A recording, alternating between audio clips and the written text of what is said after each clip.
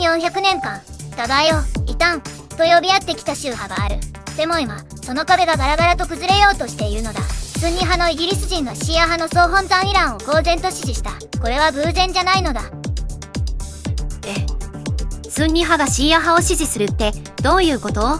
普通は仲悪いわよね。中東で今何が起きてるのかしら。今日はその謎に迫るのだ。この動画では3つのことがわかるのだ。1つ目、スンニ派とシア派の対立はそもそも宗教の問題なのか。2つ目、イスラエル、米国のイラン攻撃がその構造をどう変えているのか。3つ目、この変化が日本にどう波及するのか。最後まで見れば中東の本質が見えてくるのだ。まず歴史から入るのだ。スンニ派とシア派の分裂は西暦632年に始まるのだ。預言者ムハンマドが亡くなった後、後継者を誰にするかで割れたのだ。スンニ派はみんなで話し合って選ぼうという立場、シア派は預言者のいとこで娘婿のアリーこそが正当な後継者だという立場なのだ。つまり1400年前のリーダー選びが今も尾を引いているってこと？それって日本で言えば源氏と平家の争いが今も続いているようなものじゃない？その例えはかなり鋭いのだ。フランスの著名なイスラム研究者サブリナ・メルバン氏によると、両派には共通点がたくさんあるのだ。同じ預言者、同じコーラン、そして神は唯一であるというタウヒードの教義も同じなのだ。分かれているのは聖者崇拝や祈りの作法といった実践の部分なのだ。問題はそこなのだ。スンニ派の中でも特に厳格なサラフィスト系はシーア派のイマームの墓で祈る観光偶像崇拝に近いと批判するのだ。一方シーア派にとってこれは信仰の革新なのだ。宗教的な作法の違いが何世紀もかけて政治的対立の燃料になってきたのだ。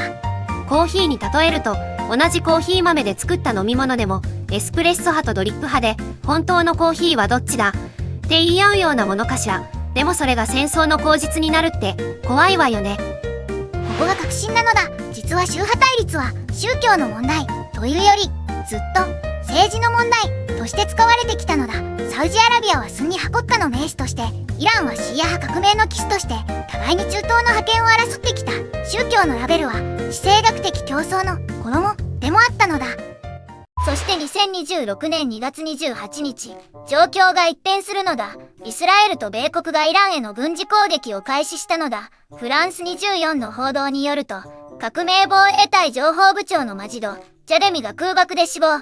テヘランでは少なくとも17人が死亡。コムなど複数都市でも爆撃が続いているのだ。RFI と EL、TAS の報道では、イランはホルムズ海峡を一時的停戦と引き換えには絶対に開けないと明言しているわよね。世界の石油輸送の3割が通るあの海峡を。ここで RFI が報じた衝撃の出来事があるのだ。スンニハマーリキー法学派のイギリス系ガンビア人、モモドゥ・タルという活動家が X に投稿したのだ。僕はスンニ派だが、何より先にムスリムだ。イランの革命的理想は、抑圧者を恐れず神を信頼するという僕の信仰を体現している、と書いたのだ。ちょっと待って、それって通常ならありえない話じゃない？サラフィスト系の人たちはシーア派を異端扱いしてるんでしょ。それが、イランを支持する。なんて、どういう心理的メカニズムが働いてるのかしら。これが、外的効果、なのだ。共通の敵が現れると、内部の分裂は一時的に薄れるのだ。歴史を見ると、これは1973年の第四次中東戦争でも起きたのだ。エジプトのサダト大統領とシアのアサド大統領、スンニ派とアラウィ派がイスラエルに対して共同作戦を取った。宗派より、アラブの大義が前に出たのだ。でも今回はさらに大きな構造変化がある可能性があるのだ。2026年の攻撃では、イランのスプレマシー、最高指導者アリー・ハメネイまで空爆で死亡したと報じられているのだ。シーア派の最大シンボルが、イスラエルに殺されたという事実は、スンニ派世界にも、次は俺たちかもしれない、という連帯感を生みうるのだ。私の見立てを言っていい？これって、スンニ派がシーア派に近づいた、というより、イスラム全体が西側への抵抗という旗印の下に集まりつつある、という方が正確じゃないかしら。宗派の違いより、占領、爆撃、屈辱という共通体験の方が今や強い接着剤になっているってことよ。その分析は僕もそう思うのだ。ではここから日本への影響を見ていくのだ。まず安全保障の観点から、日本は原油輸入の約9割を中東に依存しているのだ。そのほぼ全量がホルムズ海峡を通過するのだ。ホルムズ海峡が封鎖されれば、日本は LNG 液化天然ガスの調達コストが跳ね上がるのだ。今の試算では封鎖が1ヶ月続くと電気代は家庭1軒あたり月3500円から5000円の追加負担になる可能性があるのだ。子供2人の4人家族なら1年で6万円近く追加の出費になる計算なのだ。それはリアルに痛いわ。うちの子、今年受験なのよ。塾代だけでも月4万円かかってるのに、さらに光熱費が月5000円上がったら、どこかを削らないといけないわ。教育費か光熱費か、選ばせるのは残酷じゃない？これは氷河期世代の40代に特に重くのしかかるのだ。住宅ローンを抱えながら子供の教育費を払い、同時に親の介護問題も見えてきている世代に、さらにエネルギーコストが追い打ちをかけるのだ。ダブルパンチどころかトリプルパンチという言葉が頭をよぎるのだ。もう一つの影響は安全保障コストなのだ。日本は今後、中東情勢の不安定化に備えて防衛予算をさらに増やす圧力がかかるのだ。それは最終的に税負担として国民に跳ね返ってくるのだ。スンニ、シーア統合という新しい反西側連帯が強まれば、日本の外交コストも跳ね上がるのだ。